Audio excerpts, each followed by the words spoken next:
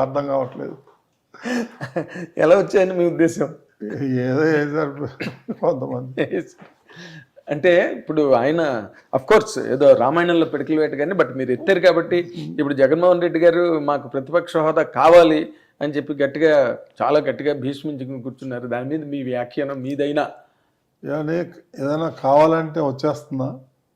దానికి ఒక rule, regulation, ఒక కోడ్ అవన్నీ ఉంటాయి కదా. అవును, నీకు ఎట్లా ఇస్తారు ప్రతిపక్ష పదవి? ఇవ్వటానికి వీలు లేదు కదా రూల్ ప్రకారం. అవునండి. ఆయన అడిగిందల్లా ఇస్తారా ఏంటి? గొంతెమ్మ కోరికలు అంటారు. ఏం కోరికలు నాకు తెలియదు కానీ ఆయన అడిగినవన్నీ ఇవ్వటం సాధ్యం కాదు. మరి అదే దానికి పద్ధతి అంటూ ఉంటది. ఇంతకు ముందు కూడా గతంలో లోగడ స్టేట్స్ లో కూడా చాలా మందికి రాలేదు ప్రతిపక్ష హోదా. వాళ్ళు అఫ్ కోర్స్ క్లెయిమ్ చేయలేదు. అదొక సాగు ప్రతిపక్ష హోదా. ఏం చేశారు? ప్రతిపక్ష హోదా ఇచ్చారు. ఇప్పుడు ఆయన Z+ కేటగిరీ ఉంది. మరి ఇంకేం కావాలి? ఏం కావాలి? మీరు యూ డిజర్వ్ అని చంద్రబాబు నాయుడు గారు అన్న రోజున మీ తాలూకు ఫస్ట్ రియాక్షన్ ఏంటండి? ఎందుకంటే అంతకుముందు మీరు ఎప్పుడూ అనుకున్నా జరగలేదు. అంటే ఆయన్ని యాక్చువల్గా నేను 40 ఏళ్ళు ఏం అడగలేదు ఆయన్ని. చంద్రబాబు నాయుడు గారు చెప్పిన పని చేయటం తప్ప నాకంటూ ఇది కావాలా, ఇది కావాలా, ఈ పదవి కావాలా, ఈ పని కావాలని ఎప్పుడు అడగలేదు. అదే మొదటిసారి, మళ్ళీ అదే చివరిసారి కూడా కదా. ఇంకా మీరు ఇంకా అడగడానికి ఏం లేదు. చాలు. ఇది అల్టిమేట్ అడిగారు, అగ్రతాంబూలం అడిగారు. మీకు అగ్రతాంబూలం చేతిలో పెట్టారు ఆయన. కానీ సార్ చిన్న మాట, కొన్ని మనిషి జీవితంలో కొన్ని అందుకున్న అర్హతలు కానివ్వండి, లేకపోతే ఎక్కిన ఎత్తులు కానివ్వండి, అవి ఒక్కొక్కసారి అదృష్టవశాత్తు జరుగుతాయి. బట్ దానిలో ఎంతో కొంత పాళ్ళు యోగ్యత అన్నది కూడా చాలా అవసరం. మీ కేసులో మీరు దేనికి ఎంత ఇస్తారు సార్? అదృష్టం అయితే యోగ్యత అన్నీ కలిసి ఉంటాయని మళ్ళీ ఇది ఒక పర్టికులర్గా చెప్పలేము. నాకు చేయాలని బాగా ఆశ ఉండే, నాకు ఏదో ఒకటి చేయాలి అక్కడ, మన మార్క్ అంటూ క్రియేట్ చేయాలి. బిఆర్ నాయుడు గారి పేరు చరిత్రలో ఉండాలి. అది దేవుడు నిర్ణయిస్తాడు, నేను కాదు. అంటే మీరు చరిత్రకి ఎక్కారు అనుకోండి ఆల్రెడీ. బట్ టీటీడీకి సంబంధించినంత వరకు ఆ సారస్వతంలో తిరుమల వారి సారస్వతంలో మీ పేరు కూడా ఇప్పుడు మొట్టమొదటి బోర్డు మీటింగ్ లో మీరు నిర్ణయాలు వినే ఉంటారు. అవును, విన్నాను. అది కూడా చరిత్రే. అసలు అన్నిటికన్నా చాలా గొప్ప, అంటే ఒక దుమారం లేపిన నిర్ణయం, అందరూ హర్షాతిరేకాలు వ్యక్తం చేసిన నిర్ణయం, అన్యమతస్థులు అన్నది కొండ మీద ఉండరాదు అన్నది మాత్రం మీరు సనాతన ధర్మానికి మీరు చేసిన ఒక గొప్ప సేవగా భావిస్తున్నారు అందరూ. మీ కామెంట్ ఏంటి దాని మీద? అది వాస్తవే కదా. ఇప్పుడు నేను గతంలో కూడా చెప్పాను చాలాసార్లు. ఇప్పుడు ఎవరన్నా అన్యమతస్థులు వస్తే అక్కడ రూల్ ప్రకారం డిక్లరేషన్ ఇచ్చి దర్శనానికి పోవాలి, రావద్దని అంటలేరు ఎవరు కూడా. అది అటువంటి డిక్లరేషన్ ఇచ్చి వెళ్ళే అన్యమతస్థులు అలా అక్కడ ఉద్యోగం ఎలా చేస్తారు? వెళ్ళడానికే పర్మిషన్ కావాలంటే అంటుంటే ఎట్లా కుదురుతుంది అది? సో అందుకని వాళ్ళు కొంతమంది అయితే సమయం దొరికినప్పుడు అంతా వాళ్ళ మతం గురించి ప్రచారం చేస్తారు. ప్రతి భక్తుడు రూపాయి, 2 రూపాయలు, 10 రూపాయలు ఉండిలు వేస్తే ఆ డబ్బులు వాళ్ళకి జీతంగా ఇస్తే వాళ్ళు ఆ విధంగా చేస్తే ఎట్లా? ఇప్పుడు ఆ ధర్మం మీద, ఆ దేవుడి మీద వాళ్ళకి భక్తి ఉండాలి. భక్తి ఉండాలి, అంకిత భావం ఉండాలి. అప్పుడే అక్కడ పని చేయాలి. అవునండి. ఇప్పుడు మా సంస్థలు ఉన్నాయి, అది అన్ని మతస్థులు అందరూ పనిచేస్తారు. అఫ్ కోర్స్ మాకు అట్లాంటి ఫీలింగ్ ఏం లేదు. అన్ని మతలు వేలేయాలి, లేకపోతే వాళ్ళని దూరం పెట్టేయాలి అనేది లేదు. అవునండి. పర్టికులర్గా టీటీడీ విషయం వస్తే దాని యొక్క ఇది వేరండి, పవిత్రత. You cannot compare with anything in the world. అఖిలాండ కోటి బ్రహ్మాండ నాయకుడు అన్న మాట కరెక్ట్. అంతే. అది దాంట్లో మరి ఇంకా వేరే వర్డ్ లేదండి. ఆయన సొమ్ము తింటా ఆయనకి వ్యతిరేకంగా చేస్తామంటే ఎట్లా టాలరేట్ చేస్తాం? Correct sir, correct. మరి కానీ గతంలో నాకు ఎప్పుడు, అంటే నా డౌటే మీ దగ్గర వ్యక్తం చేస్తున్నాను సార్, ప్రశ్న కాదు ఇది. టీటీడీ బోర్డులో పనిచేసిన, గతంలో లోగడ పనిచేసిన ఉద్యోగస్తులు, పై అధికారులు, ఇంతమంది ఈ విషయాన్ని ఎందుకండి ప్రతిఘటించలేదు? ఈరోజు మీరు వచ్చి మాట్లాడే వరకు అది అసలు సర్ఫేస్కి రాలేదు. ఇన్నాళ్ళు ఎందుకు మాట్లాడలేదు సార్ వాళ్ళు? మనిషికి ఈ పని చేయాలనేది సంకల్పం రావాలా, అప్పుడే వాళ్ళు చేయగలుగుతారు. వాళ్ళకి కొన్ని కొన్ని ఇంట్రెస్ట్లు ఉంటాయి. నేను కామెంట్ చేయదలుచుకోవాలి దానికి, ఎవరిష్టం వాళ్ళది. ఎవరిష్టం వాళ్ళది ఎలా అవుతుంది సార్? నేనేంటంటే నేను కొంచెం డిఫరెంట్. అవన్నీ దేవుడికి మంచి జరగాల, అన్నీ బాగా చేయాలా, అలా ఉండకూడదని నా ఆలోచన. నా ఆలోచనకి మా బోర్డులో పెట్టగానే అందరూ ఆమోదం చెప్పారు. అందుకని ఏం కావాలి? అంటే మీలాంటి వ్యక్తి కోసం అందరూ ఎదురు చూస్తున్నారు అక్కడ. ఎవరు గుండె ధైర్యంతో ఎవరు మాట్లాడతారు ఈ విషయాన్ని, అది మీరు మొట్టమొదటి వ్యక్తి అయ్యారు. మనసులో ఉన్నది చెప్పకుండా దాచుకొని ఎలా అవుతుంది? అది చంపుకోవాలి మన ఆత్మని, అంతే. అవునండి, ఆత్మసాక్షిని చంపుకొని బతకాల్సిన అవసరం ఏముంది? మీరు ఎప్పుడూ అలా బతకలేదు. అంతే. మీకు నచ్చినట్టుగా బతికారు, మీకు నచ్చిన తావులో ప్రయాణం చేశారు, నచ్చిన తర్వాత అది ఎంత భారమైనా మోసారు. అంతే. ఏమండి, weather it is good or bad. Weather good or bad. ఆ విషయంలో నాయుడు గారికి తిరుగులేదండి, ఎదురు కూడా లేదు. ఎందుకంటే మీరు ఈ TV5 అనేది స్థాపించిన తర్వాత మీ పేరు చాలా బయటికి బాగా వచ్చింది. తర్వాత మీరు ఎక్కడ కూడా గుండెకు ఎదురొడ్డి నిలబడ్డారు, ఎక్కడ ఎవరికి లొంగలేదు, వంగలేదు. ఒక నిఖార్సైన జర్నలిజానికి ఒక ఒత్తైన సంతకం, నిలువెత్తు నిదర్శనంగా నిలబడ్డారు. మీరు టాల్ కూడా పర్సన్ కాబట్టి నిలువెత్తు అనొచ్చు. దీంట్లో మీరు ఇప్పుడు వచ్చి నిర్ణయం తీసుకున్నారు. గతంలో మీరు నందమూరి తారక రామారావుకి బాగా క్లోజు, ఆయన ముఖ్యమంత్రిగా ఉన్నారు, ఆయన మహాభక్తుడు తిరుమల శ్రీవారికి. తర్వాత చంద్రబాబు నాయుడు గారు ఎన్నో సంవత్సరాలు ముఖ్యమంత్రిగా ఉన్నారు. ఎక్కడ మీరు ఏ రోజున ఈ వాయిస్ మీరు వచ్చే వరకు మాట్లాడకూడదు అనుకున్నారా? అట్లేమి లేదు, నాకు అవకాశం రాలేదు ఇవన్నీ చెప్పటానికో చేయటానికో. ఎందుకంటే ఎన్టీ రామారావు కానీ చంద్రబాబు నాయుడు కానీ ఇచ్చిన పని చేయటం తప్ప ఇట్లా అట్లా అనేది ఉండదు. నాకు ఒక సైనికుడు అంతే. అదే, అంటే పరిధి దాటి ఇప్పుడు మీరు మాట్లాడలేదు.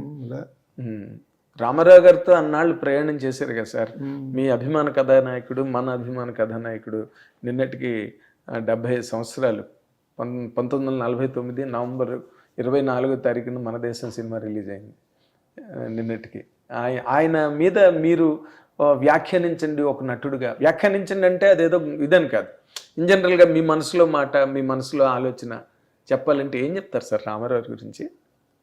ఏముంది, మహానుభావుడు, అలాంటి వ్యక్తి ఇంకా పుడతాడనే మేము అనుకోవట్లేదు. అదంతే, రామారావే. No comparison with anybody. అదే, in the world. In the world 100%, దానిలో డౌట్ లేదు సార్. ఆయన డిసిప్లైన్ కానీ, ఆ విగ్రహం కానీ, అందం, వాచ అసలు ఏ రకంగా చూసుకున్నా సరే, any stretch of logic is a great man by all means, par excellence. ఏమండి, మీరు ఆయన అభిమాన సంఘాలు, నేను ఎందుకంటే తిరుపతి గురించి కన్నా అసలు మీ లైటర్ వేయిన్ తెలుసుకోవాలని నా స్నేహితులు చాలామంది అన్నారండి. సీరియస్గా చేసేస్తున్నారు తిరుపతి లడ్డు గురించి, ఇంకో దాని గురించి. అసలు మీరు ఇన్ జనరల్గా రామారావు సినిమాలు మీకు బాగా నచ్చిన సినిమాలు ఏంటి సార్? అన్నీ నచ్చుతాయి మాకు. రామారావు సినిమా అంతా స్కూల్ ఎగ్గట్టు పోయి కూర్చొని చూసేవాళ్ళం. అప్పుడు టికెట్ 34 పైసలు. 34 నేల అంటే మీ టైంలో నేలనే స్కూల్ ఎగ్గట్టు పోయి చూసేవాళ్ళం. అట్లా ఆయనకి ఫ్యాన్. అదేలేండి. అంటే అసలు అన్ని సినిమాలు నచ్చినా, ఆయన నచ్చినప్పటికీ కూడా కొన్ని సినిమాల మీద విపరీతమైన ఆపేక్ష మిగులుతుందండి మనసులో. ఇది మాకు ఆ స్క్రీన్ మీద ఆయన కనబడుతుంది చాలా, అంతే. సినిమా చూడటం ఆయన చూస్తాడు, స్టోరీ, ఇది మ్యూజిక్ అవన్నీ అని తెలియదు మాకు. అదేలేండి. బట్ రామారావు గారు సడన్గా అంటే ఆయన్ని ఊహించని, అనూహ్యమైన రీతిలో కొన్ని, అంటే లాస్ట్ డేస్లో ఆయన కొంచెం ప్రాబ్లమ్స్ ఫేస్ చేసిన రోజున మీరు ఆయన పక్కన ఉన్నారా సార్? ఉన్నానండి. ఉన్నారా? నాట్ డిజర్వింగ్, ఆయన డిజర్వ్ చేయని సిచ్యువేషన్స్ అన్నిటిని ఆయన ఫేస్ చేశారు. అది చరిత్ర, అది మనం చేయలేము. బ్యాడ్ లక్ అంతే, కొన్ని ఇన్సిడెంట్స్. నేను ఎప్పుడు మీ తరం వాళ్ళని, రామారావుకి అత్యంత చేరువైన మనుషుల్ని నేను చాలామందిని అడిగానండి ఈ ప్రశ్న. నాకు విసుగు లేదు ఆ ప్రశ్న అడగడంలో, మిమ్మల్ని కూడా అడుగుతా. లక్ష్మీపార్వతి గారు అనే వ్యక్తి రామారావు క్యాంపులోకి ఎంటర్ అవుతున్న టైంలో మీరు ఎవరు ఆ విషయాన్ని పసిగట్టలేదండి? రామారావుకి డ్యామేజ్ జరగబోయే దిశగా ఈ పరిణామాలు ముందుకు వెళ్తున్నాయి అని ఎవరు గ్రహించలేదా సార్? గ్రహించినా కానీ అక్కడ సిచ్యువేషన్ డిఫరెంట్. మనం చెప్పే పరిస్థితి లేదు ఎవరికి, వినే పరిస్థితి కూడా లేదు ఎవరాడు. అదంతే, అక్కడ జరిగిపోయింది. జరగాల్సింది రాసి పెట్టింది జరిగిపోయింది, అదంతే. దాన్ని ఎవరేం చేయలేరు, మార్చలేకపోయారు. మీరంతా కలిసి మార్చలేకపోయారు. ఆయన చూస్తేనే చాలు, మేము ఆయనతో మాట్లాడేది ఏముంటుంది అలా, అంతే. నా దగ్గర చూస్తాం ఇవన్నీ మనం ఏమన్నా ఇట్లా చూస్తారు, ఇక పారిపోతాం. మీరు ఎలక్షన్లో నిలబడడానికి కూడా ఎమ్మెల్యే టికెట్ అడిగారు కదా ఆయన్ని? ఎప్పుడో 83లో. అదేలేండి. మరి ఆ తర్వాత మళ్ళీ ఎప్పుడు మీరు ట్రై చేయలేదు? మీ ఇప్పుడు కూడా నేను ట్రై చేయలే. పిలిచాడు నన్ను. ఆయన పిలిచారా? రోజు ఉంటాం కదా ఆయన పడే, మనం సైనికుడు ఆయనకి. అదేనండి. ఏంటి ఎక్కడ పోటీ చేద్దాం అని అంటే, నేను అన్న చిత్తూరు కదా మాది, చిత్తూరు నుంచి చేస్తాను అన్నా. అప్పుడు అన్నాడు, నేను ఆడబిడ్డకి ఇచ్చేసాను ఆడ ఝాన్సీ లక్ష్మి అని, ఇంకా మార్చడానికి కుదరదు, నువ్వు పుత్తూరుకు పో అన్నాడు. లేదన్నా పుత్తూరు నాకు వద్దు, అది ఎక్కడుందో కూడా తెలియదు నాకు అంటే, సరే అని అప్పుడు ముద్దుకృష్ణారెడ్డి గారికి ఇచ్చారు. అవును, పుత్తూరు ముద్దుకృష్ణారెడ్డి గారికి ఇచ్చారు. సార్, ఇప్పుడు ఈ అంటే తిరుపతి లడ్డు అనే కంటెంట్ టాపిక్ గొప్ప విషయం ఏంటంటే, మీకు శతదా సహస్రదా మీకు ధన్యవాదాలు తెలియజేయాలి ప్రతి తెలుగువాడు. ఎందుకంటే ప్రపంచవ్యాప్తంగా ఎక్కడున్నా సరే తిరుపతి కొండ మీదకి వెళ్తేనండి, ఈసారి మొన్న నేను వెళ్ళొచ్చాను, గుమ్మలు ఆడిపోతుంది సార్ తిరుపతి కొండ. పూర్వంలాగా 5 ఏళ్ళు తిరుపతి కొండ గుమ్మలను మర్చిపోయింది. ఇప్పుడు మళ్ళీ రివైవ్ అయ్యింది అది. ఇప్పుడు ఈ లడ్డూ విషయానికి సంబంధించిన చాలా కేసులు పెండింగ్లోనే ఉన్నట్టుగా వింటున్నాం. దానికి ఏమైనా అసలు ముందు అటువంటి కార్యక్రమాన్ని నిర్వహించిన వాళ్ళకి 100% శిక్ష పడాలి కదండి? చూడాలి. అది ఈరోజు కూడా సిట్ వాళ్ళు వచ్చి వెళ్ళారు తిరుమలకి, ఎంక్వైరీ చేస్తున్నారు, రిపోర్ట్ రానివ్వండి. ఎంక్వైరీ అసలు ఇంత బాహాటంగా బహిరంగంగా జరిగిన దానికి ఇంకా ఎంక్వైరీలు గట్ట చాలా అవసరం అంటారా? అవసరమే కదా, అది సుప్రీంకోర్టు మరి వాళ్ళే ఎంక్వైరీ చేస్తారు. అది స్టేట్ గవర్నమెంట్ చేతులు లేదు, ఎవరి చేతులు. వాళ్ళు ఎంక్వైరీ చేసి డీటెయిల్ రిపోర్ట్ రానివ్వండి, అప్పుడు తెలుస్తుంది కదా. అది పబ్లిక్ డొమైన్లో పెడతాం, పబ్లిక్ డొమైన్లోనే ఉంటుంది. ఇప్పుడైతే మాత్రం నో కాంప్రమైజ్. మేము ఫర్ ఇన్ఫర్మేషన్ ఎల్లోన్ అనే సిస్టమ్ తీసేస్తున్నాం. ఎల్లోనే తీసేస్తున్నారా? ఎల్లోన్ అంటే లోయెస్ట్ ఉంటుందిగా, బిడ్డింగ్ కాంట్రాక్ట్, పర్చేజింగ్ అవి ఇవన్నీ. No L1, only A1. A1 అంటే A1 quality, A1 quality, A1 quality L1. A1 quality L1. మేమంతా A1 క్వాలిటీ కొనాలి. ఏదైనా కానీ లడ్డూలు వేసేది కానీ అన్నప్రసాదాలు కానీ ఏదైనా కానీ A1 క్వాలిటీ కొనాలా. ఏం దేవుడి దగ్గర డబ్బులు లేవా, డబ్బులు లేవా? L1 దగ్గర పోయి అంత అడ్డమైన చెత్త అంతా కొని అవసరం ఏమొచ్చింది దేవుడికి?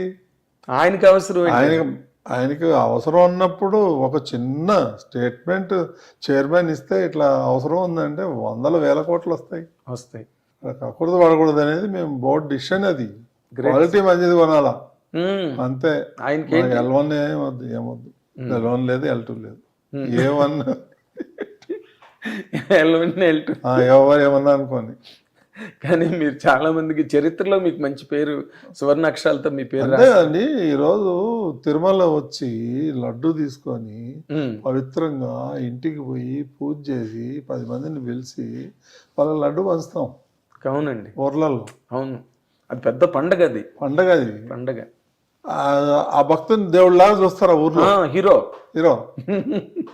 అట్లాంటిది L1లు పెట్టి అది పెట్టి ఇది పెట్టి ఎవరు పెట్టుకున్నారు? నేను L1 అని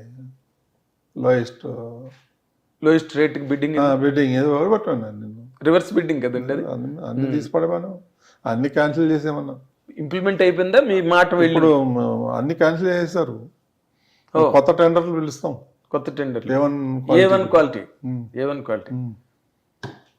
ఆయన రేంజ్లో వెంకటేశ్వర స్వామి గారికి ఒక రేంజ్ ఉంది. మరి ఏం తెలీదు. మంచి క్వాలిటీ, మంచి క్వాలిటీ, పవిత్రమైన క్వాలిటీ, ఎస్, పవిత్రమైన భావన అక్కడ చాలా ఇంపార్టెంట్.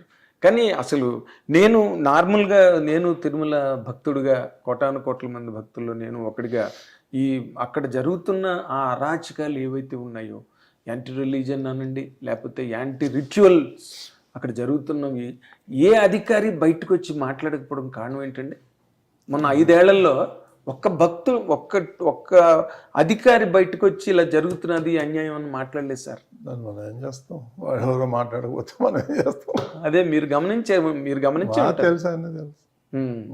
సో అలాంటి వాళ్ళు ఇప్పుడంతా మిలిటరీ రూల్స్ అండి అక్కడ, డిసిప్లైన్, బస్ భక్తులతో మర్యాదగా మాట్లాడాలా, భక్తులను దేవుళ్ళలాగా చూడాలా, అదైనా పిచ్చి పిచ్చి ఆశలు వేస్తే మాత్రం ఊరుకోలేదు. ఎక్కడ పడితే అక్కడ కెమెరాలు పెట్టేస్తున్నాం. అవినీతికి తావు లేకుండా చేస్తాం. Zero corruption. సామాన్య భక్తులు వస్తే పాపం 2 గంటల దర్శనం చేసుకొని ప్రసాదాలు తీసుకొని వెళ్ళిపోవాలి. 2 గంటలు సామాన్య భక్తుడైన, కోటికి పడగెత్తిన ధనవంతుడు నీ గుడివాకిట సామాన్యుడు అని పాటలాగా. నిజంగా అది మిమ్మల్ని ముందు వెంకటేశ్వర స్వామిని కొలిచే ముందు మిమ్మల్ని ప్రార్థించుకుంటారు. ఎందుకంటే దానికి కారణం ఎందుకో చెప్తున్నాను సార్. సామాన్య ప్రజానీకం అన్నది అక్కడికి వెళ్ళి ఎలాంటి పాటలు పడతారో, అంటే అకామిడేషన్ దొరక్క, లేకపోతే దర్శనానికి వీలు కాక, ఎన్ని ఇబ్బందులు పడినా పాపం ఆ చూపు, ఆ క్షణం కోసం పరితపించిపోతారు. అలాంటి వాళ్ళకి మీరు ఆ విధంగా చేయడం అన్నది, అది నిజంగా వాళ్ళ అదృష్టం కలిసి వచ్చింది అనుకోవాలి, కాలం కలిసి వచ్చింది వాళ్ళకి అని చెప్పి. తర్వాత ఇంకొక ఇంపార్టెంట్ పాయింట్ సార్, ఇప్పుడు ఈ వేద పాఠశాలలు అవి పునరుద్ధరణ, విస్తరణ, ఈ కార్యక్రమాన్ని మీరు ఏ విధంగా దాన్ని ముందుకు తీసుకెళ్ళదలుచుకున్నారు అన్నది. నేను అక్కడ వెళ్ళి విజిట్ చేసి వచ్చాను. ఉన్నాయి కొన్ని అక్కడ కూడా లోపాలు, అవన్నీ సరిచేయాలి. వేద పాఠశాలలు కూడా మొట్టమొదటి రోజే వెళ్ళొచ్చాను. దాన్ని ఇంకా డెవలప్ చేయాలి. మహానుభావుడు ఎన్టీ రామారావు నిర్మించారు దాన్ని. అవునండి, ఇంద్రలోకంలాగా ఉంటుంది అది. అవును, అవును సార్. థిక్ ఫారెస్ట్లో ఉంటుంది. అవును, కెకారణ్యలాగా ఉంటుంది అది.